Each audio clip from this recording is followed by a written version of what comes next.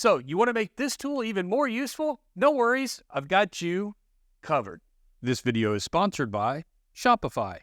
This mini router table has an adjustable fence with T-track, dust collection, and tool storage, and it can be disassembled without tools. It can be used like this or used like this with no base thanks to a magical new bench dog I discovered. And the best part is you can do this in one weekend and use any palm router. To start, I'm going to focus on the main show, which is the top. And this whole project can be done with just about a quarter sheet of plywood, although I did make a couple of exceptions on mine.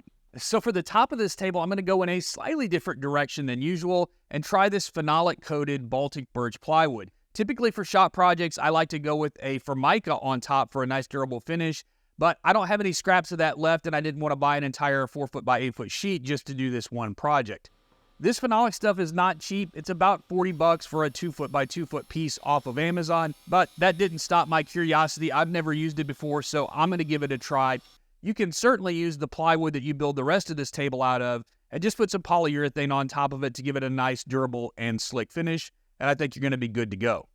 This 2 foot piece gives me enough material to make the top and the main body of the fence, which I'll build later. The first thing I'll do to the top is cut some grooves in it, which is going to allow me to slide some T-track in there, which will help make the fence adjustable as well as give me some work holding options. I like to make these grooves by setting the fence and then making a cut on both sides, then tapping the fence away from the blade and repeating that process. Using this method guarantees that the tracks are going to be the same distance from each edge. You could do this faster with a dado stack, but I just find using a regular old ripping blade with a flat grind tooth to work just as well for small dados like this. And it means I can sneak up on that sweet, sweet perfect fit. Ah, so satisfying. This build needs 3 pieces of 24-inch T-track, which can be cut down to a final size of 18 inches using the miter saw. Fun fact of the build, aluminum can be cut with regular woodworking blades. And now you know. And knowing is half the battle. Ah, Flint. Parenting those latchkey kids. To attach these tracks to the top, I'm going to mix up some 5-minute epoxy. You could use little 1/2-inch screws here, but you're going to need to pre-drill those holes and then grind off the tips of the screws so that they don't blow through the bottom. But that just seems like more work and less reward. Speaking of rewards, I am not capable of using epoxy without spilling it on the surface of my project. Luckily, a little wipe down with acetone cleans that mistake right up, and you get a bonus contact high. So while I wait for that epoxy to fully cure, I go ahead and get started on the fence for this bad boy. I go and grab those other pieces of phenolic ply I cut earlier, and on the face of the fence, I'm going to add another groove for some more T-track. And on the piece that makes the base, I added some pocket holes on the underside. That'll let me join the 2 fence bars together without having screw holes on the face, and nobody's going to see those pocket holes on the bottom of the fence.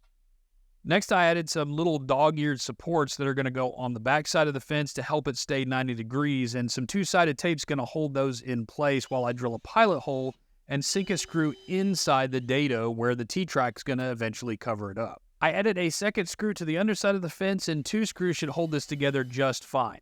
But just as I was finishing that, I realized I skipped a step in the process. I forgot to add the opening in the fence where the bit goes. That's not too bad. Just unscrew everything like a big fat undo button and keep on trucking.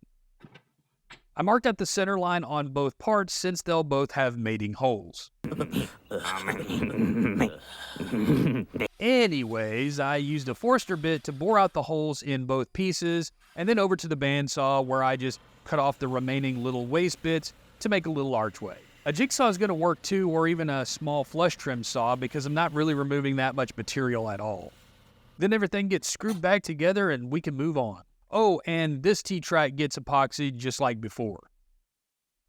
Alright, dust collection. This can go a couple of different ways depending on what you have. So the first option is going to be these cheap plastic angled ports that you can buy online, and those are going to go right on the back and just screw into the fence itself. This is going to be good for any standard shop vac that's got a 2.5-inch port. I have a Festool vac though, and this is too big for what I have, so I had to build my own dust port out of just a few scraps of plywood that I glued together, and then I drilled the appropriate size port hole in it, and I'm just going to permanently affix that to the back of the fence. If this is your speed, then I'll leave a link to this down in the description below. Otherwise, the plans will show you how I made the box. To attach the fence, first I line it up with the T-tracks and then find the center of the track and mark that spot on the fence. Then I can transfer my lines up and over to the back side and mark my hole locations with a center punch and drill those out. T-bolts are the main fastener here, and those slide into the track. Then the fence drops on, star knobs lock everything down, and Bob's your uncle. That looks like a fence. And shifting gears for a minute, I need to make the plate, which is going to attach to the router and allow it to drop into the table. I'm making the plate out of a 1/4-inch sheet of acrylic, and I went with black because I think it's going to look really awesome with the phenolic ply, but you can also get this in clear. And just like the aluminum T-track, it can be cut with your regular woodworking tools, but beware that this stuff can be really chippy even with a sharp blade. So I backed up my cuts with a crosscut sled and a piece of scrap wood on top to sandwich the acrylic on all sides, effectively making like a zero clearance cut all the way around the acrylic. And while I'm at it, I went ahead and cut up some extra blanks so that I can make plates with different diameter bit openings. I like making router plates because they seem like they'd be difficult to do, but they're actually really simple. First, you find the center of the blank by marking it from corner to corner, and then just set the router's stock base plate over the top, line it up with that X mark, and then square it up and mark out the screw hole locations. Every router's hole pattern is going to be different, but this process is going to work no matter what. Then the center hole gets bored out with a Forster bit and creates a crazy mess of wild-looking shavings. It's like my Forster bit has some luscious locks now. And the mounting holes, those are a 2-step process. Because the heads of the screws need to sit below the surface of the plate, I need to countersink these about halfway through the acrylic with a wider drill bit. Then I can go back with a narrower bit and finish the through holes. And that's really it. Well, almost. Let me just satisfy all the ASMR folks out there with a nice peel. Ah, no, I muffed the peel. Never muff the peel. Well, I may have botched the ASMR, but I nailed these screw holes. The holes are lined up perfectly, and let's go ahead and test that center hole. Oh, yeah. And now that I have a router plate, I can go ahead and make the hole in the table to fit it. I'm going to carefully mark out where I want the opening to go, and mine's going to be centered from side to side, but just a bit forward of the center of the table. Once I have my markings, I can drill out all 4 corners with a large drill bit, like 1/2 inch or so, and then I can drop my jigsaw in there and cut a rough opening, staying as close to my lines as possible without getting so close that it causes chip out around the edge of where I want my final cut to be. To finish the job, I just created a template out of scraps of plywood. You can use whatever scraps that you have lying around, and I just glued these together with some quick-set trim glue, and I used the router plate blank as my guide. Once that dries, 2-sided tape's going to do a good job of holding the template in place around the reference lines. In my router, I'm going to chuck up a 1/4 inch spiral flush trim bit from Bits and Bits, which is going to do the job perfectly. But because the bearing is on the top, I need to flip my table over and route it from the other side. That way the bearing can ride along the template, and the key here is to go slow and steady and let those chips clear, and also make sure that you leave no more than 1/4 inch of waste to trim off. Also, remember, when you're routing the inside edge, make sure that you go clockwise with your router. You really don't want any nasty surprises when that bit takes off in your hands. I'll go ahead and leave a link in the description below if you want to check out that bit because it did an amazing job on this plywood. Oh, and if you had any doubts about how strong my 2-sided tape is, I needed a pry bar to get it off. Okay, now I just need to round off the corners of this plate so it fits perfectly into the opening, but wait. So, I just made a pretty big goof up, and I'm not sure right now how I'm going to fix it. When I went to cut this out and I made the router template, I used the blank as the guide to make the router template. Well, now this is just going to go right through and not sit on a rabbet that was supposed to go around it. And to make things worse, when I cut this out, I also cut up all the other acrylic, so I could have additional blanks. Thinking ahead, right? Well, now I can't cut a new piece that fits the size hole that I have. So yeah, there's that. George is getting upset! But with the help of some good-hearted Instagram followers and a little bit of searching, I discovered Woodcraft sells these little adjustable router plate supports. And luckily for me, there's a Woodcraft store in my town, and I don't have to wait for shipping. So off I went and returned with just the fix I needed. I actually think I might like this solution better than what I was planning on doing because these supports have these little leveling screws that you can use to get the plate just flush with the top. It's not often that you can screw up on a project but end up with a better solution that you can implement the same day. Today's video is all about showing you your options, and if you're looking to get a new business off the ground this year, today's sponsor Shopify has lots of them. Shopify is a commerce platform for new or existing businesses that allow you to sell your product online or in person, and they even integrate with the major social media platforms. I built my own store, which is where I sell all the project plans for the stuff that you see me build on this channel. And Shopify made it super easy to build that store with my own custom domain and lots of templates to choose from so that I can make that shop look really amazing. Having your own custom domain is so much better than trying to sell on the open marketplace sites and compete for customer attention with millions of other sellers. And they even have a great in-person selling option, Shopify POS with Tap to Pay for iPhone. And all these options come even in their most affordable plan. So check out the link down below and go to shopify.com/MWA Woodworks and get your free trial started right now. Hey, it's a new year and there's never been a better time to get that business off the ground than right now. And thanks to Shopify for sponsoring this video. And the last thing I'm going to do to this top is add a couple of very precisely placed 20mm dog holes, and that's because I want to be able to fasten this to my MFT top using these amazing little power lock dogs. If you don't know about these power lock dogs, just go back and watch my video 9 Tools I Regret Not Buying Sooner because I go into a little bit more detail about how they work. Anyways, I need to drill these holes precisely over the location of 2 of these MFT dog holes, and there's at least 2 ways to do that. A couple videos ago, I made a portable workbench and I put a grid of dog holes on top using the UJK Parf Guide system, which helps you create an exact replica of an MFT top. And I also thought ahead and made this template using the Parf Guide system so that I could drill these precise holes without having to set up that jig again. So I can just line up this template where I want my holes to be placed, fasten it to my workpiece, and then drill those out using a 20mm drill bit.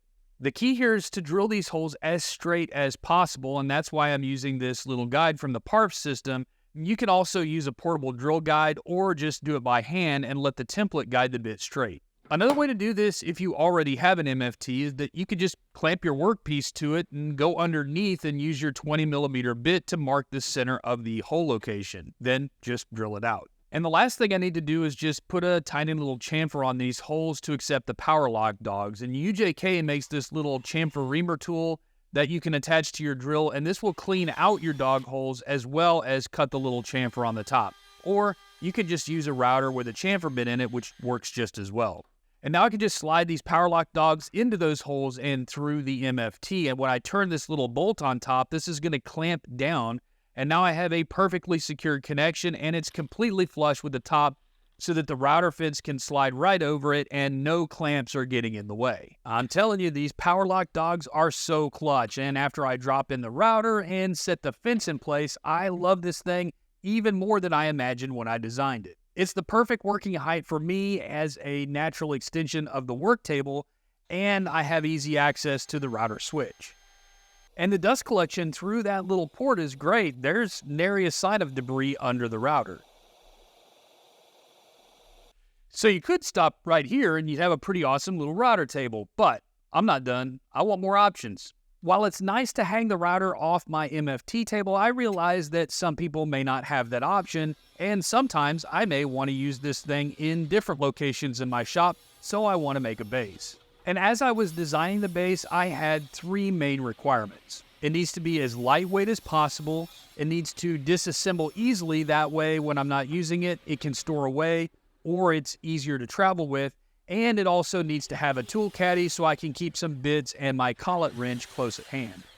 Once I get the sides cut to final dimensions, I'm going to go ahead and cut out a large chunk to give it kind of a cantilevered look. And to make this whole process easier, I'm actually going to gang the 2 sides together into one piece.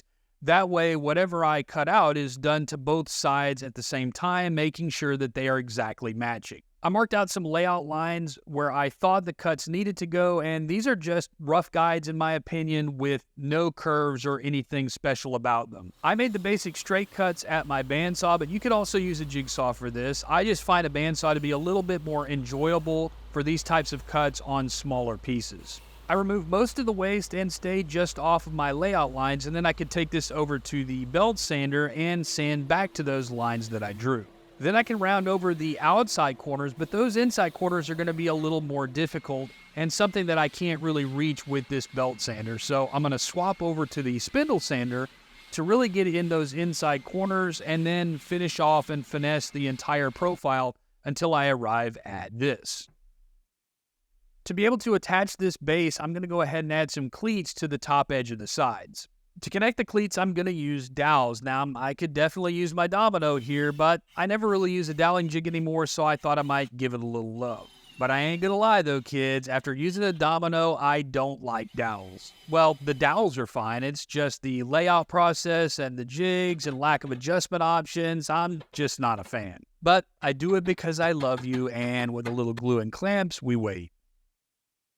Oh, one thing I totally should have done while my sides were still ganged together is add the notch on the back side, which is where the back stretcher is going to be housed. That will save you some time, and you won't have to contend with those cleats, but my pain is your gain, I guess. I just sneak right up on that fit, and then I want to add some threaded inserts. Remember I said I wanted this to disassemble easily, and so I decided to make it so that it can be taken apart without the need for tools. Locating the threaded inserts is a fairly easy process with a pilot hole going through the back stretcher and into the side. This will make sure that the back stretcher lines up perfectly with the location of that threaded insert. Then I can go back and enlarge those pilot holes to fit the size of the threaded insert. And sorry for the shoddy camera work here, but apparently the camera decided it wanted to focus on all the things except my inserts. I added these without epoxy, but you can certainly add a dab to the threads if you want to. I just find that they grip really well without it.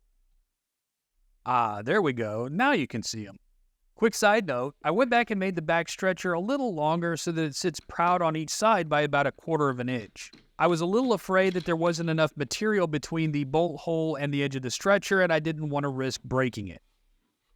For the feet, I cut out 2 strips and added a couple of dowels to each one. Those correspond to holes that I drilled on the bottom of this blank, which is eventually going to be the tool caddy. And they just slip together like this, no glue, just friction. I'm adding the blank now as a spacer to align where the feet should screw into the base. I'm using a clamp here just to bring those sides in contact with the side of the blanks. Not too tight because I want to be able to pop that caddy out in the future.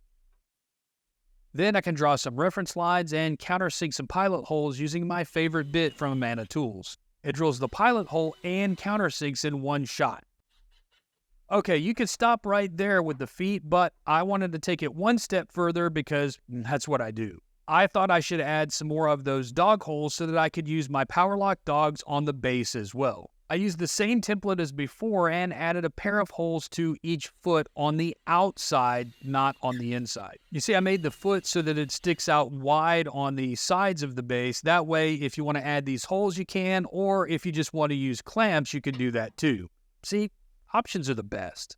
Now I need to fasten the base to the top, and I'm using threaded inserts again for that. I added some holes to the cleats, and then I used the brad point on the end of the drill bit to locate the position of the center of the hole on the bottom of the table. But that poor planning monster reared his ugly head one more time because, well, I think he missed me. So I'm telling you, the fun on this project is apparently not over because I went to drill the holes where I was going to add the threaded inserts, and it's running directly into where the T-track is. So that's obviously not going to work. So my solve for that is going to be I'm going to cut a couple strips of plywood 7/8 of an inch wide and scab those onto the cleats that are on the top side of the base and then re-drill holes there. And that will effectively move the position of the threaded inserts this direction so that they clear the T-track space. With my holes relocated to their new, safer homes, I added my inserts. Again, I used no epoxy, and again, you can do what you want. I did find these smaller thumb screws online, and I think I like them better for this purpose because they're really low profile and they're not going to get in the way, and they're cheaper. And you can see here how the added height of the base makes it better to use on my outfeed table because it's much lower than my MFT workstation. The power lock dogs still work beautifully, and my router table's not going to move anywhere when I'm making cuts. So with everything reinstalled, there's just one more little detail to add, and that is a proper tool caddy. To create the tray, I just made another template like I did when I cut the hole in the top, and I routed out the pocket using a bowl bit with a bearing on it, also from Bits and Bits. I want to cut about 1/4 of an inch into the wood, so I took this in 2 passes to safely cut this out by hand. And a Forster bit makes quick work of some holes that are going to run along the front edge for router bit storage, and I make these holes just large enough so that I could use some of these Rockler router bit storage inserts. They just pop, pop, pop in there nice and tidy. And yeah, I made my tool caddy out of a scrap of walnut because I'm bougie like that, but you can use plywood or anything else you want. And before I call it a day, I'm going to go ahead and disassemble everything just so that I can soften up those corners and sharp edges. I don't know about you, but I love being able to get out in the shop on a weekend and just knock out a quick shop project. Not only is it a fun change of pace, but in the end, you get a cool jig that makes a positive impact on your shop. I thought maybe you would feel the same way, so I created a special offer called the Weekend Warrior Plan Bundle. I hand-selected 5 shop projects, and they're all small enough that each can be done in one weekend, hence the name. 5 shop projects, 5 weekends of fun, and the bundle is a 50% discount over the regular price of the individual plans. This is just my way of saying thank you for helping my channel reach 250,000 subscribers. I hope you found this build inspiring. Thanks for watching.